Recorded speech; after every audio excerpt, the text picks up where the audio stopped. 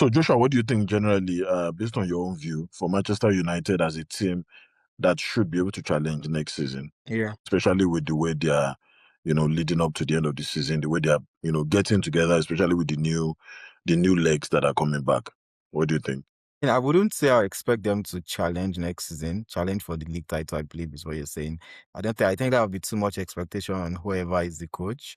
I would say to be able to challenge in another 2 years. So next season, my expectation for Manchester United would be to comfortably finish for, as well as seeing how far they can go in Champions League and maybe nick a cup here and there, either FA Cup or Carling Cup. If they can nick one of the domestic cups and then comfortably finish top four and not like having to chase or struggle, and they can finish third or fourth, I think that would be a good place for whoever will be the manager to have his full first season. And the summer, the players they bring in, if they can comfortably do that, then they can then improve on the squad in the summer, then hope to challenge next season. But I don't think I would see them as title challengers in the next season. I think that might be just too premature. And also, again, we don't know who the manager would be next season, right? It might be Carrick.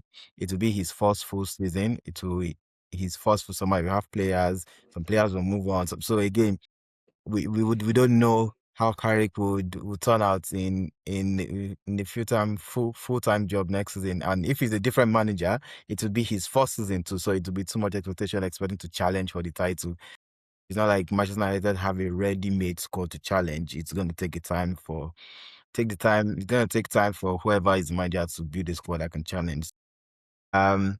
Again, it is interesting to see in terms of the coaching conundrum that Manchester United has. And ideally, I would say it's a good problem because Yeah, it's a good yeah, problem to have. Carrick being good, knowing that, okay, do you keep him or do you look for someone else? Who is the someone else, right? If you get someone else and it doesn't work out, you'll be like, okay, you should have kept Carrick. Cape Carrick. You keep Carrick and it doesn't hit the ground running, it's reason be like, oh shit, you people did not learn from your mistakes of Ole Gunnar Solskjaer. You should Yeah. have gone out to get a top manager. So again, it's neither here nor there, right?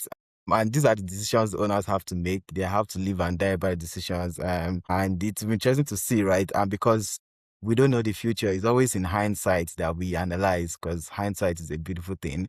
But right now, I don't think anyone would complain too much if Carrick is given the job full time next season based on the performance this season. And just because there's really no standout coach out there that Manchester United can go that is available and is willing to come to Manchester United right now. So it's made the market a bit dicey in terms of that. If you don't have a pool of big, strong coaches that you would generally want in Manchester United, right?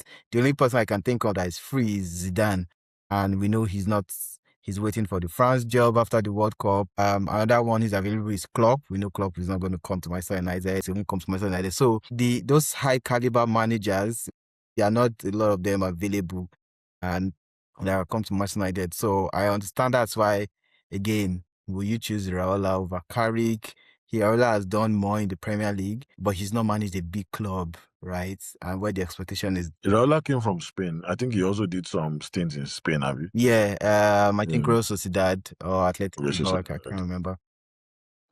But again, Carrick seems like a very calculated risk considering how well he's also done this season. So, but again, the real test would come next season. So it's interesting to see in what way they go. But I think my mind tells me they would eventually have to settle for Carrick.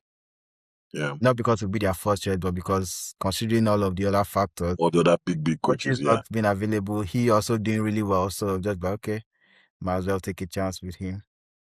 Yeah.